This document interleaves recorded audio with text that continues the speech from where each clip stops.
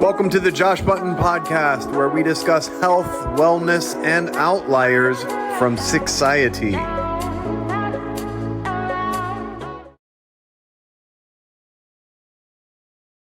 The Josh Button Podcast, episode 52. I'm here with Ben Pelton, creator of the Breath Reset certification, breathwork practitioner, and coach, and fellow jiu-jitsu purple belt. Welcome, Ben. Thank you, Josh, for having me. Man, thanks for joining us. Tell us all about your certification and your breathwork journey thus far. Yeah, I created the Breath Reset through my practice the last 4 years. I formulated this unique 1-hour class that focuses on biomechanics, biochemistry, and also the psychophysiological effects of breathwork, allowing participants to really decompress from a hard day of work, come in, be guided through warm-up exercises, gentle breathing to build up the carbon dioxide levels in the blood, and then really take them deep into the meditation. I've started breathwork back in 2016 professionally. I started my breathwork practice in 2012, studying yogic pranayama. And recently, I finally created the education program to instruct facilitators on how to teach the Breath Reset class. Awesome. You know, when I came across your both your profile and introduction via other jiu-jitsu practitioners who I really respect and admire, I just couldn't imagine a better person to have on the podcast to somewhat beat my listeners down with some more breath work. Because I've said it a million times, and I know people are like, all right, this guy's a broken record with breath work, but I cannot possibly highlight what it's done for me enough. So I'm stoked to have you on here. I want to know what led you. I'm assuming it was Wim Hof first. Yes, Wim Hof is where I got professionally trained in breathwork to teach it to others. But back in 2012, I was in a place where yoga was a big influence in my life. And so I was studying pranayama and really diving into my own personal practice of breathing for mostly meditation. Right. And then back in 2016, I found out about Wim Hof and was a part of the first 26 instructors to be certified and started teaching it in North America. Awesome. So I guess what led you to pranayama, and it was just going into yoga, starting that practice, and then you found it went hand in hand and were exposed to it at that point? Yes, I was doing yoga and I had a pretty strict routine and dedicated time to just following the breath and going inward and looking at the energies of the chakras and really trying to feel alignment with my body and really just feeling where the breath took me. And so that was a very powerful point in my life. And then when I found out about Wim Hof and cold exposure training, I thought, wow, I have more potential in my capacity as an athlete and just in personal development, and knew that cold was going to be that tool to take me further in my performance. Yeah, I think I saw that somewhere on one of your pages that you had chosen to get that certification initially because you wanted to overcome the cold and dive into the cold. Awesome. So do you still practice ice baths? Yes. Yeah, I use a chest freezer that I modified and converted into a cold bath. Yeah. I feel like that's the best DIY approach to cold training. Absolutely. I've done two myself. Exactly. You understand how simple it is to mod out a freezer. Very simple, but it freaks people out. They're like, you do what? You plug this thing in and then hop in it? No, you unplug it. But yeah. Yeah. Definitely not use it. Do not use it when it's plugged in. Awesome. So when you found out about Wim Hof, you decided to get his certification. You already had some good breath work. Did he change your perception about any of that, or did he just add to what you already had learned? So before Wim Hof, I would join a program called DNS, Dynamic Neuromuscular Stabilization, at Prague School of Rehabilitation, Czech Republic. And it's all about developmental kinesiology, so how babies develop into their walking pattern. But the main focus of that program is the diaphragm. So Right. the entire understanding of stabilization of the rib cage and the pelvis is all oriented around diaphragm and functional diaphragm health. So that was my first introduction into the importance of breathing and diaphragmatic functionality. And then Wim Hof was like, whoa, this is a new intense style of breath work that was for preparing participants for cold exposure. And that was on the way other side of like what I would consider rehabilitative breathwork practice. And Mhm. then Wim is more like, how do we change the chemistry of our body so that we can withstand cold exposure? So were you engaging apneas before you came across Wim Hof? Was that part of the yogi? Yeah. I was doing, box breathing, slowing Right. down those box breaths to like, 20, 20, 20, like really just trying to expand it. But that's just slow breathing. I wasn't really doing a lot of breath But holding. that's a pretty good count. I mean, 20, 20, 20. If people Yeah. aren't familiar, that's a nice low heart rate and really methodical approach. And you really have to be still and patient just to get to that point. How long did that take you? I think it was several months of just consistent, like I just had a time in my life where I could just sit and breathe. And I was also doing a lot of alternate nasal breathing as Hmm. well. I think with that, I was doing maybe like 9, 10 seconds in one and then out the other, pausing and then, really slowing down the breath. I forget what quote it was that I bring up all the time, but it is something to the effects of if a man can control his breath, he can control all his other impulses in his life. And I found that to be completely true. So were you a jujitsu practitioner way back then, or when did you start jujitsu?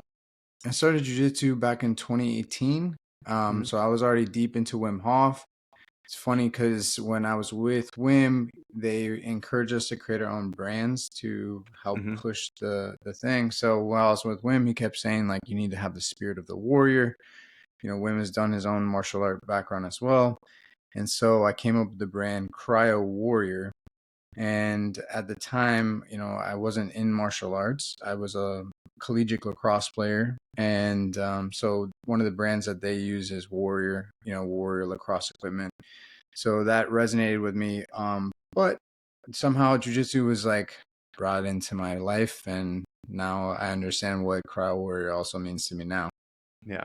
So did you, when you were playing athletics before lacrosse or whatever, did you notice a big difference after you started your breath work? For sure. Yeah. And after being in breathwork for 2 years and then getting into jujitsu, I could definitely breathe better than some very high level Hmm. jujitsu practitioners.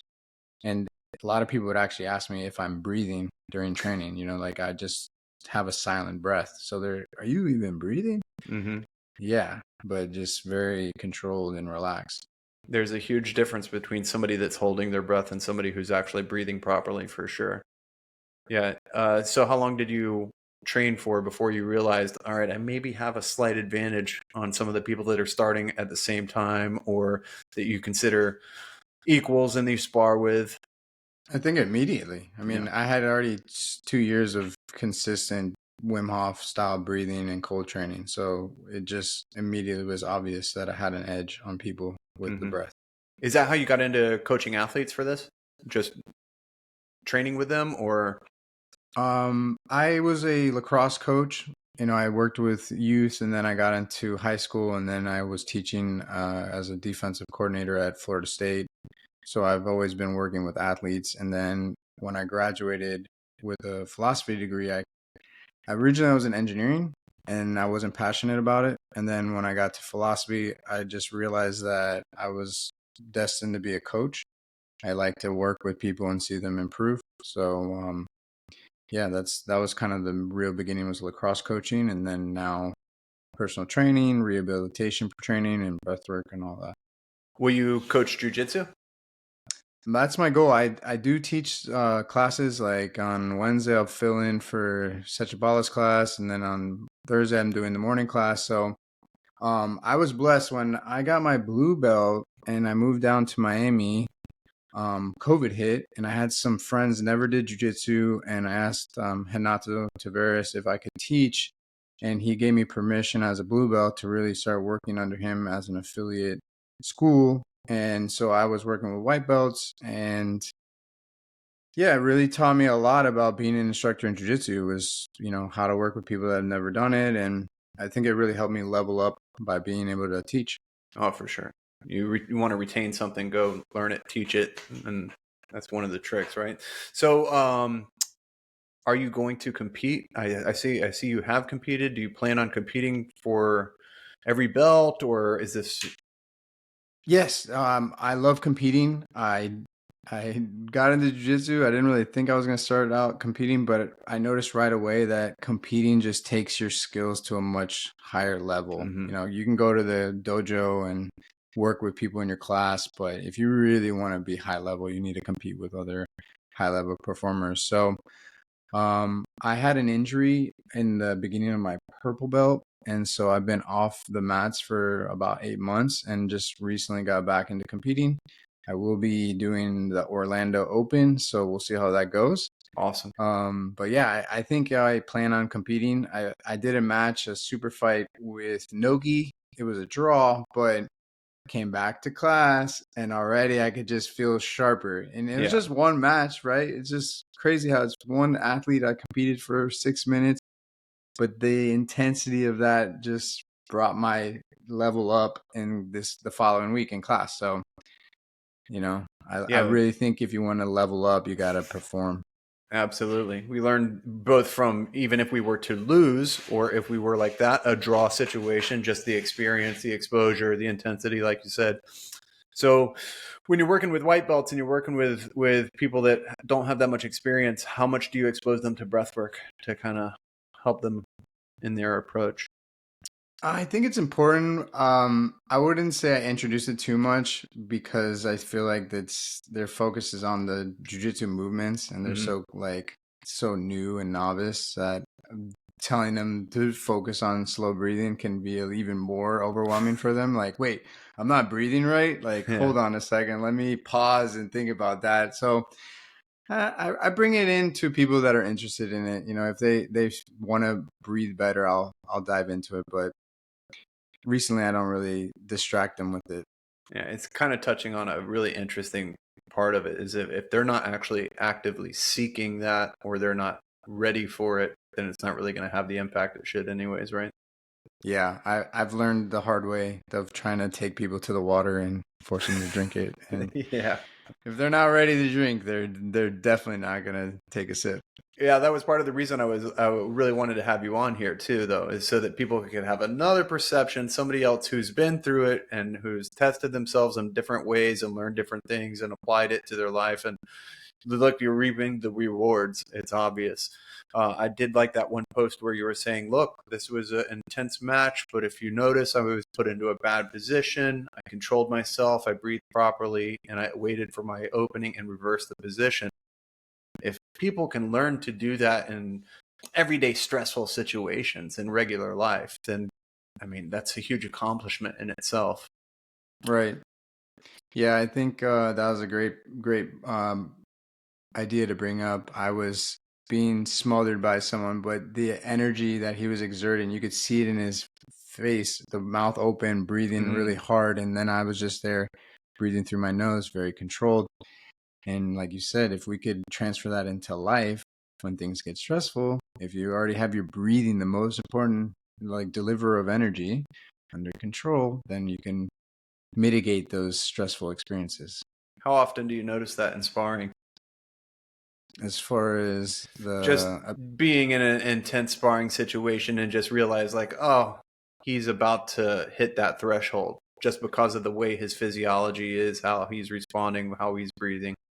yeah, I think I'm very sensitive to it. Hmm. Because of my exposure to breathing coaching and practice, when I roll with black belts, I can hear it. I Hmm. hear them breathing hard, and I'm like, oh, their motor, their RPM is way higher redlining right now than me, and I'm just hanging out. They might be more technical and have more experience, but as far as the conditioning of the motor that they're exerting right now, I'm definitely cruising a little bit lower. Hmm. So I definitely see that carryover with doing breath work and these guys that don't. And they could be very high level technicians, but if they're not doing the chemical work as well, Right. then it shows up. I mean, I don't think most people still, I don't think actually think about it or actually get to the place where they need to assess that for the most part. How Yeah, many I think people? it's one of those things that they don't know how simple it is to Hmm. really add it into their life and how much impact compounding interest that you get from doing these simple practices. And it's just one of those things that, like, if you don't know, you don't know. Right. And I think there's a lot of that to breathwork that people don't have the proper education. It's not included in growing up as a kid where you go to anatomy class and the teacher at high school is teaching you how to breathe. And, imagine if education incorporated that in, or physical education incorporated that as part of the process of becoming a functioning human. Life societies would be totally different. Hmm. People would be more regulated. And we would cost pharmaceuticals a lot of money. Yeah, that we went Maybe. in that in my class. We were talking about the diaphragm controls the sphincter of the stomach, so it closes the hole if it's functioning properly. So if it's not functioning properly, people suffer from acid reflux, Mm-hmm. right? So the acid literally goes up the hole and affects the tissue in the throat because it's acidic. Well, if you do the proper breathing mechanics, then you can close that hole and prevent the acid from coming up. So at a huge gastrointestinal conference like 10 years ago, this was all documented and presented of like, we know that if you breathe properly, we can correct this acid reflux. We know that continual exposure to acid reflux can create cancer cells in the throat. And so by eliminating the exposure of the acid, we can eliminate the potential for cancer cells. And so just need to breathe right and we can fix this problem. So round of applause. Everyone's excited for this new documentation, but no one knows about it And nobody shares because it. Right. the pharmaceutical companies run the magazines Mm-hmm. that share the common ads of acid reflux drugs and what's the next best drug for your stomach, instead of just telling you, oh, well, if you breathe properly, we could fix that problem. Yeah, all we got to do is get enough breathwork practitioners to pool all their money together and then match that 75% of advertising dollars in the US. It's not Exactly. going to happen, but Nope. we can Nope. dream.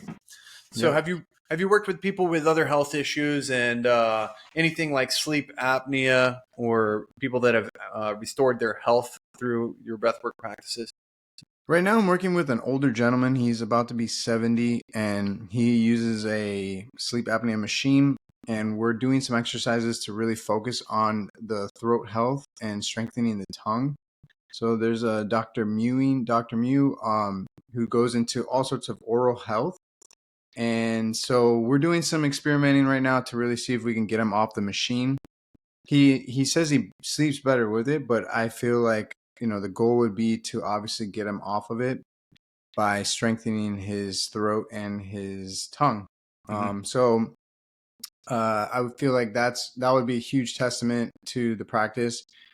Some other people, stress, anxiety, better sleep, all those things come with doing breath work. So that's pretty common for people to fix with my practice. But I would really love to get him off the sleep apnea machine. My father has one. My father has one, and he was diagnosed with a plethora of things for 20 years before they realized he had severe sleep apnea, put him on the CPAP, and he'll never be open, in my opinion, he'll never be open to getting rid of the machine. But yeah, I've been in that same kind of course back and forth with him, trying to get him to understand these modalities will help him. I think it's tough for a patient when they do get some relief by something like that to ever think or imagine that they can, abstain from it or get off of it. But breath work in general, I think there's so many different areas that we're going to learn or that you already have learned just really sufficiently will help people in their daily life, in their average health, and all their stress thresholds and everything else. And maybe help out with this real epidemic of mouth breathers and people that just don't breathe properly and can't. They're just stuck in fight or flight. So, you know, Yeah, I what was about? gonna say that again, it's awareness. I used to be a mouth Mhm. breather.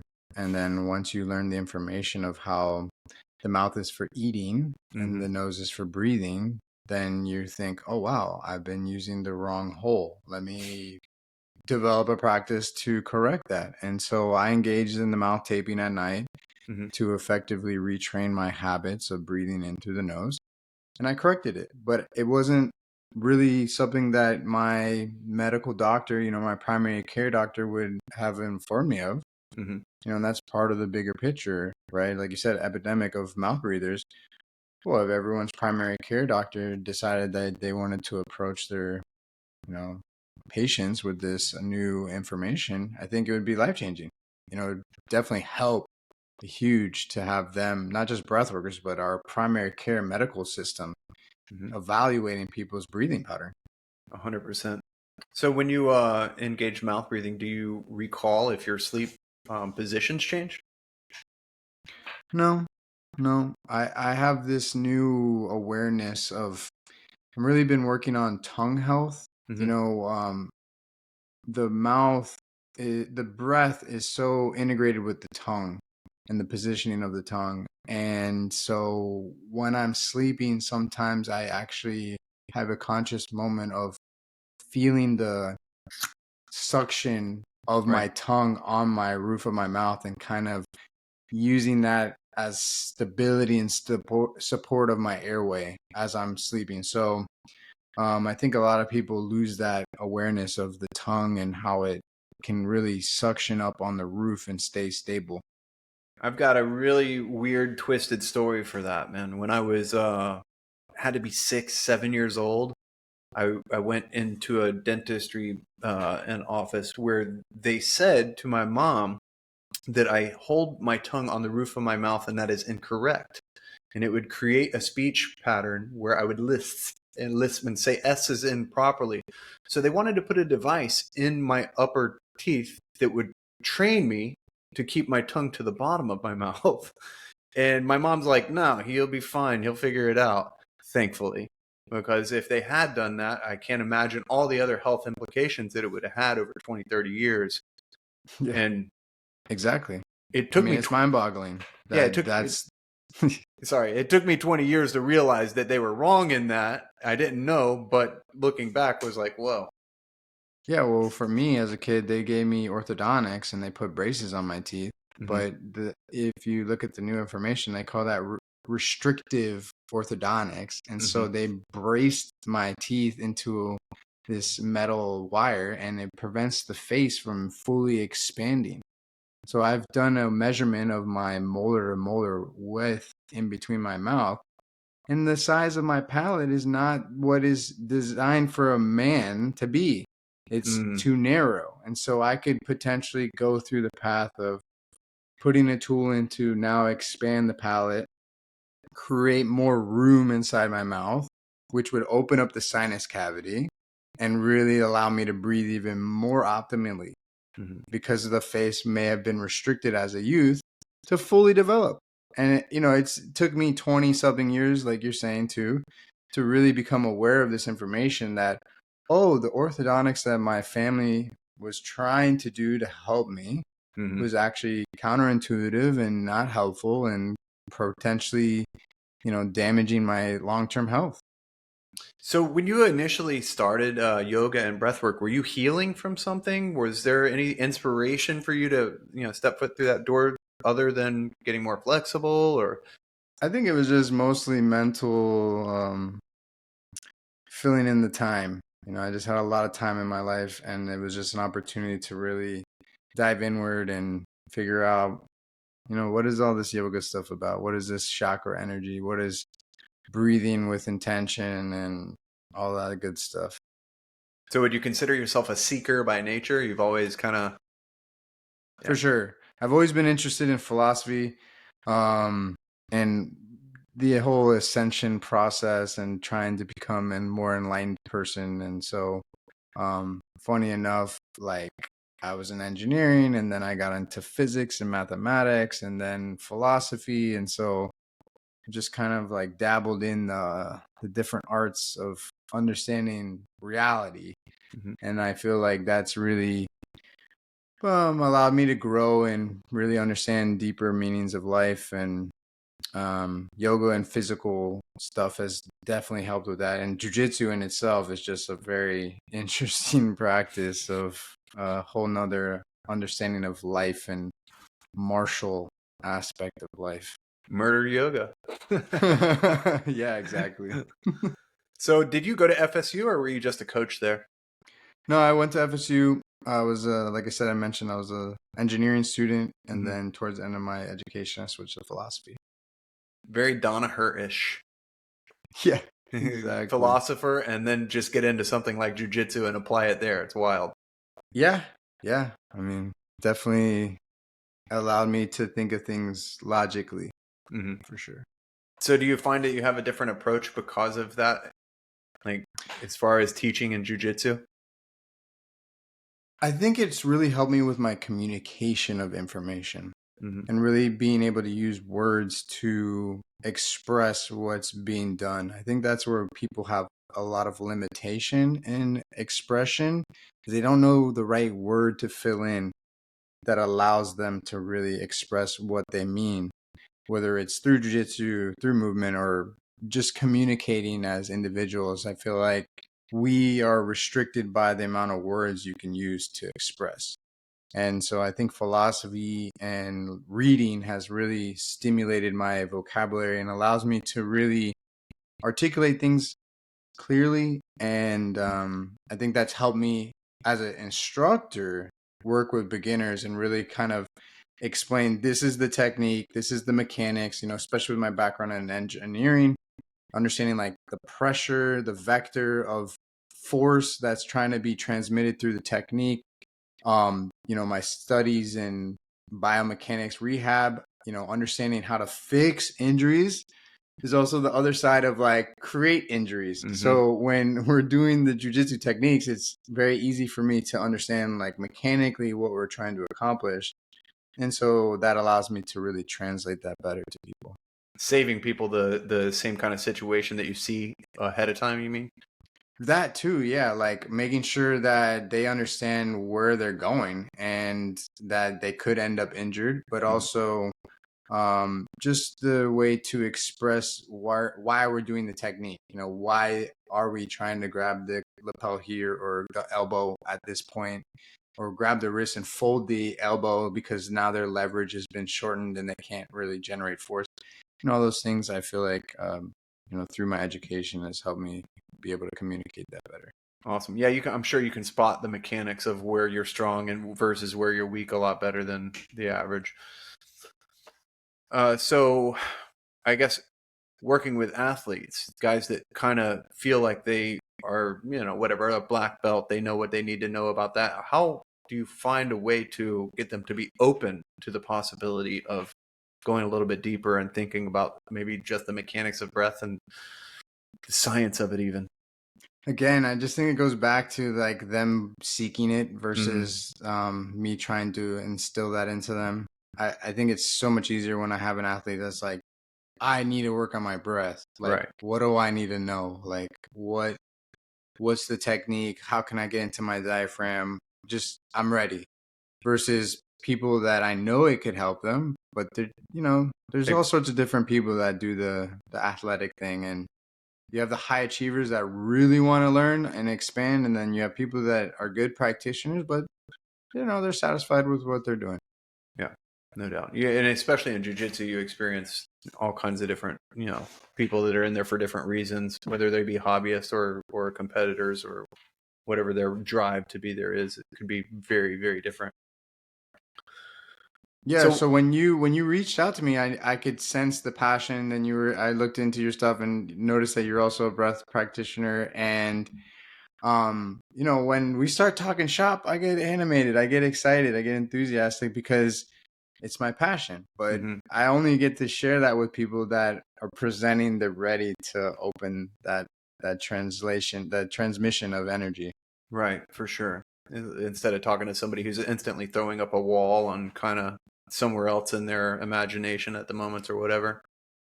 Yeah, when I found breathwork, man, it was completely, I guess what you would say, fortune, good luck, or whatever. But it facilitated me with helping conquer addiction and really get rid of things that weren't serving me and escape the I guess the withdrawal of these actions that I was getting rid of. And somebody asked that today. How do I overcome withdrawal symptoms? And I was like, bro, I don't know what the answer is from an AA point of view. But for me, if I sat down and I did Wim Hof, it was the most therapeutic and the best thing that I could find in that time to kind of escape that momentary lapse, that momentary weakness, or that even the conscious acknowledgement, like, oh, this thing had some power over me a little bit, you know. So what's next for you? Is you're going to go on a tour with this, with the education for facilitators? Or are you going to entertain other avenues and creating other projects? Or do you want to work specifically with facilitators going forward? Yeah, the idea is to continue to grow the breath reset. I imagine it as the same concept as vinyasa yoga. So if you went to a vinyasa class in New York or a vinyasa class in California or Florida, the idea is the movement flow is the same. And so you sign up because you know what to expect of the class. So the idea with the breath reset is that the formula, the actual practice of the sequences of breath and the warm up is specifically created in a way that is a safe practice that's also a repeatable transformational experience. So it doesn't matter if you're a beginner, and it's curated for beginners. So you've never done breathwork once, you can come to this class and have a safe experience. Or you could be an advanced practitioner, and people tell me all the time as advanced practitioners, wow, this took me to another level. And then they come back and it takes them to another level. And it's like peeling the onion, where each time they come back, they get to go deeper into this process of exploration of the breath. So my idea is to train other people. You could be interested in breathwork or already a practitioner that wants to become more refined in their understanding and provide this class so that they can do repeatable transformational experiences. So inevitably, this would be taught throughout the year. I might develop it into an online course to expand accessibility to it. But I also teach Wim Hof workshops. I travel to North Carolina to do Wim Hof workshops. My breath practice is mostly inspired through Oxygen Advantage with Patrick McCowan and also with Dan Brule, who's another transformational breath worker. He's got 50 years of experience. So I do not integrate the Wim Hof breathing practice into this breath reset. Wim has inspired me, but I'm not using his breath in the practice. I use more of Dan Brule's style of circular breathing. And I also use Oxygen Advantage protocols to build up CO2 saturation in the blood, which increases oxygen delivery to cells. And so that's kind of the idea with the breath reset, my goals with that. Awesome. Do you find that you still want to experiment with breath on the side of this, like doing different things for yourself to just see where they go, or are you pretty set in your practice and don't think anything? Yeah, I've done a lot of experimenting with breath work. Right. Also with like different time. Like at this point, I've been sober for almost 2 years of not using cannabis, and so I've done a lot of experimentation with breath and cannabis and other psychedelics. And so I just feel like I'm at a place now that I'm pretty confident in at least the health benefits of the breath, that I have a baseline that I practice, but I don't need to really explore anymore. How much truth do you find in the statement "get high on your own supply," as one would say? Yeah, I think it's definitely viable. And I think people don't realize that in your head you have all these drugs. Like the reason people take drugs is to access what's already in their head. But if you could find a rhythmic breathing practice that endogenously releases these compounds, you can do it. You can get high in your own supply. You could have some very psychedelic experiences through the breath too without taking anything. So you could definitely get high in your own supply. I've told my friends this, and they look at me like I was speaking another language completely. Like Yeah. I doubt what So you're saying. I question what you're saying. Why are you saying it almost? one of the slides and from my course is feeling is understanding. Mhm. So if you've never felt it, you can't really understand it. And so with the breathing practice, people come to my class all the time. They tell me crazy experiences they had during that class, all through the breath work. And I can understand them. I hear their words, but Mhm. I don't necessarily know where they went visually, but I've felt the experience of the class, so I know what they're feeling. And some things you have to feel to experience. Feeling is understanding. Is Yep, that yep. is that yours? I'm stealing it, man. No, no, no. I wish it was mine, but yeah, please use it. It's Wim used it a lot. I had another instructor that was in like tactical fitness, tac fit, and feeling is understanding. It's just you have to feel the workout, you have to feel the jujitsu technique, you have to Yeah. feel the breath work, and when you feel it, you understand it. But I've you got can't. an Sometimes you can't put words to it.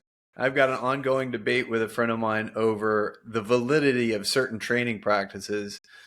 And I'm preaching from the mountaintop. Like, you don't understand. I might have doubted this before, but then I got into it heavily. I felt it. I know how my performance changed. I know how my body changed. Just try it. Like, feeling is understanding. I love that. Yeah, and that's when you have to really invite them. Hey, listen, like, come experience this. Right. I promise you, this will be worth your time, and just put them through it. Yeah. Let them I feel it. I think there's a lot to be said for reps too. Obviously, the first time I did Wim Hof, honestly, I butchered the process for sure. Like, I wasn't in the headspace for it.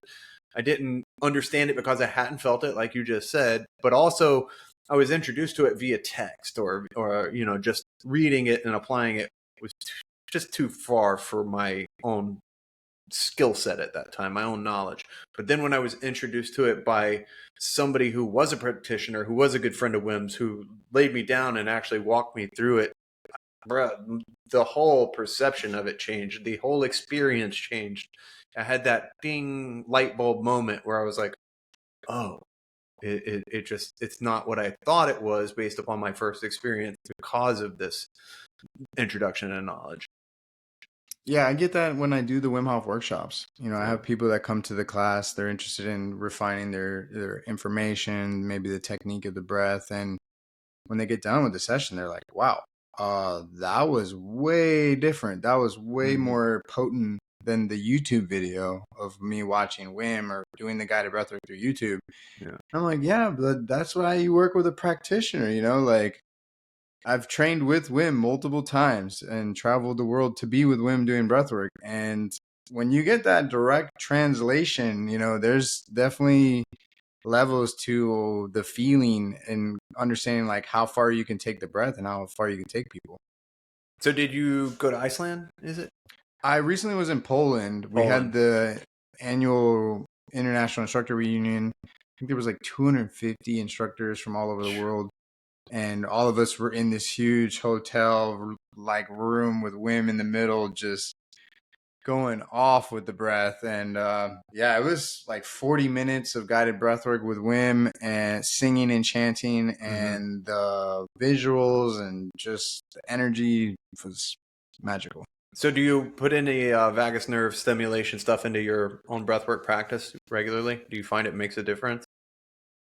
Well, I think as you do breathwork, you're always kind of stimulating. I don't know if you're referring to like really mentally trying to think about the vagus nerve, but every breath, the vagus nerve is being activated. Yeah, So, I read something the other day about the humming or the ohms yeah, or any of yeah. the actual the sounds that we produce would stimulate. So we discussed using the humming in the cold as a Mm-hmm. way to really like withstand cold a little bit longer, and I will guide participants in that, but I don't really go into that much. I'm at a point where I get into the ice bath and I Yeah, just just kind of chill. hang out. Yeah, I mean, when people see me in the ice bath, and I mean, I'm now 8.5 years into that process Yeah. of just abusing myself in cold, and so when I get in, people are like, Oh, "This is you've done different." this. You've done this way too many times. Yeah. Yeah, yeah, this is different. You seem very calm, I get and I'm like, the same response where they're like, are you all right? You know, waving your hand Yeah, in front of your face. exactly. I'm like, yeah, I'm just chilling. I'll be here for another 3 minutes, you know. So I also saw you were doing some sound therapy. Are you into frequencies? And if Yeah, if I think the sound healing is definitely powerful. I wouldn't say I'm any kind of pro at that. I've been exploring it intuitively. The guy that introduced it to me, he sells sound healing equipment in North Carolina. His Instagram account is like Skinny Beats, and he's an amazing sound healer. That's what he does professionally. And he did a little workshop and passed around instruments and with like hand pans or bowls or he everything like didgeridoos. He brought bowls. He brought hand pans. He brought the whole smorgasbord of just everything you could possibly make sound with, and awesome. drums.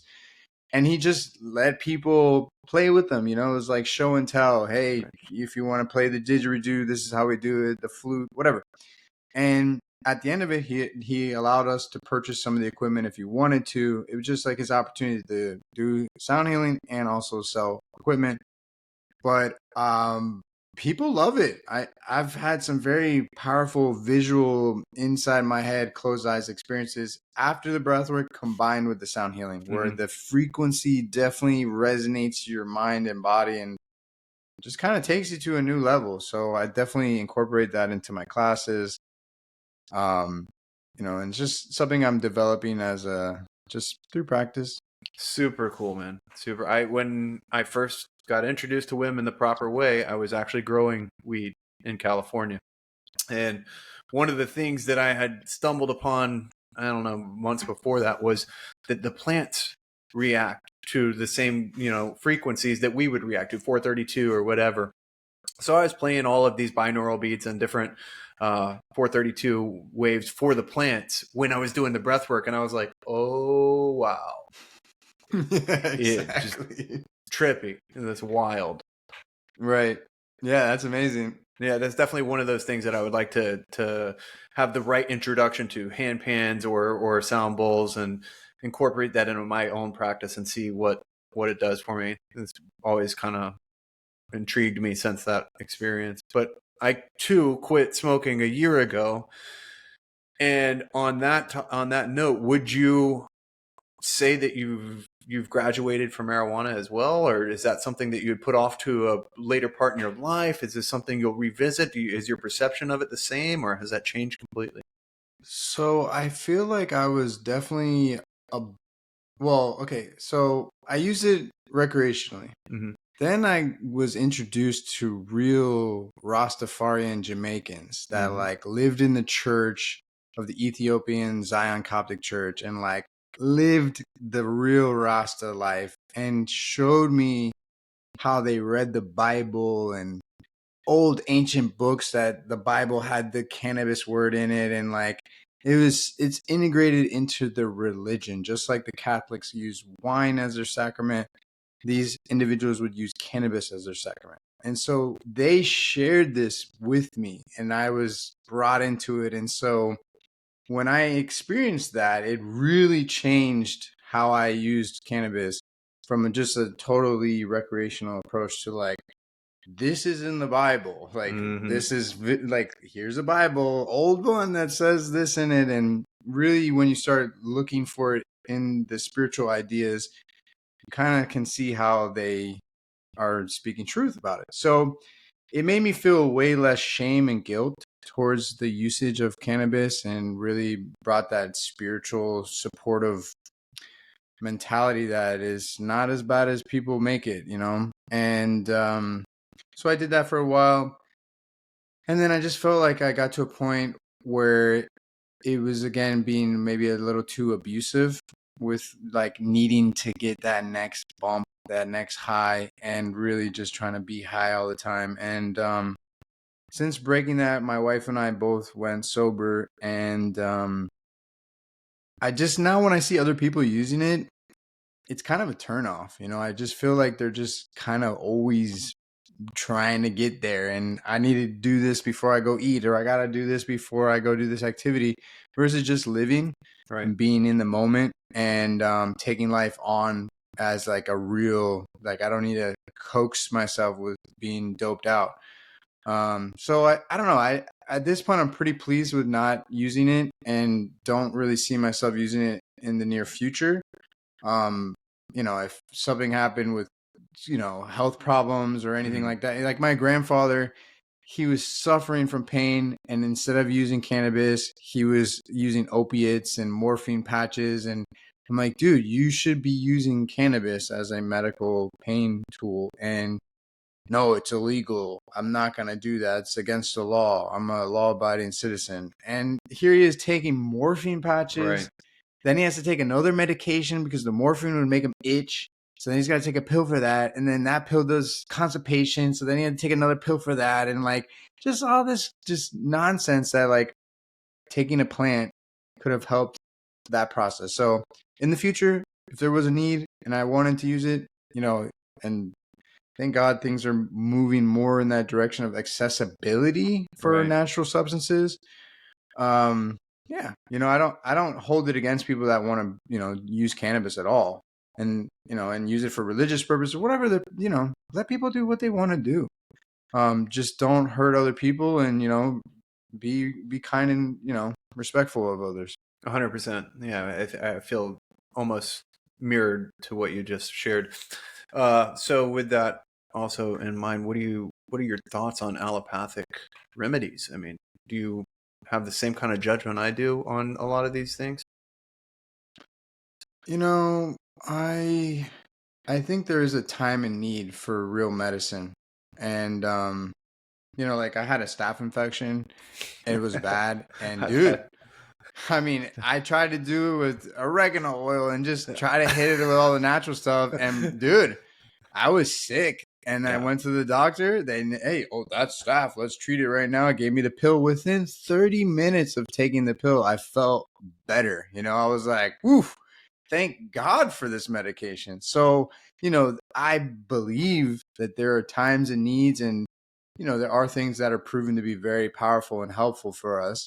Do I think that companies can be a little bit greedy with the development of different technologies? And, do we really need these technologies? And so I do think there's a time and place. bro, you hit the nail on the head. When you've seen a real staph infection take over and you can't beat it naturally, that antibiotic is not the worst thing in the Yeah, world. That's you for need it. sure. Like, hey, like, oh, your gut bacteria is going to be messed up. That's okay. Like, I'll take a probiotic after it, or eat some fermented food. Like, it's cool. I don't want to lose my leg, It's like, all right. I had the same thing 2 years ago, man. 2 years ago, I had two staph spots on the same leg, and I couldn't beat it naturally. I tried the oregano oil, I tried tea tree oils, I tried everything you can imagine. Tried to restore my gut health with everything I could, but it was wrecking me. So, Yeah, I got sick. I had like night sweats and stuff. I was like fever, and like I'm like, okay, it's in my blood now. Like it's time to yeah, really take this serious. yeah, it's better to kill off a bunch of biotics at that point and rebuild than it would be to put yourself through that continuously. 100%. 100%. So, brother, this has been awesome. I've been stoked to have this conversation. I'm sure we could get into more stuff, but I'm looking forward to like watching you and watch what your practitioners do and keep following along. Um, but yeah, man, any last advice you would have for individuals who are on the fence about breathwork or thinking about going and taking a course?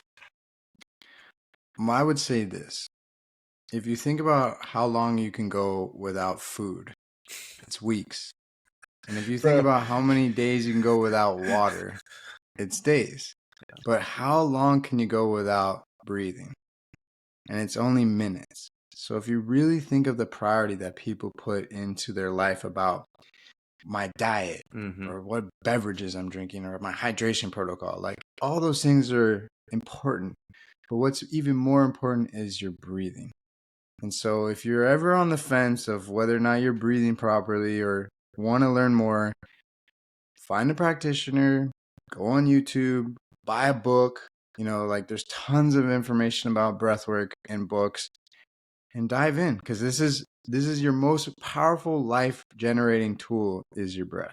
And so for all those people that are on the fence, breathing, if you haven't added it as a practice, it will change your life. It will give you less stress. It will give you more control, and it will really boost your performance if you're an athlete. So if I could summarize it all in one little thing, is that your breath is your most important tool, and you should really take it serious. Home run, brother. Home run. So tell us where we can follow you, where we can find you. Yeah, I'm on Instagram, Ben Pelton Plan, Ben Pelton Plan, and my website is benpelton.com. Give me a follow. I love to communicate about this stuff. So send me a direct message if you want to connect. And yeah, that's where you can find me. Instagram for sure. Awesome. I'll put all that information in the show notes everywhere. Bro, thank you for coming on. It's been a pleasure to kind of get your perception on this and your expertise, and I'm so stoked that I could share with the world your message on breathwork, and maybe we can get some more people breathing properly and make the world a better place that way. Thank you, Josh. Appreciate you taking the time to talk to me. Anytime, brother. Thank you very much. This has been episode 52. We'll see you all again soon. Bro, so you know who Laird Hamilton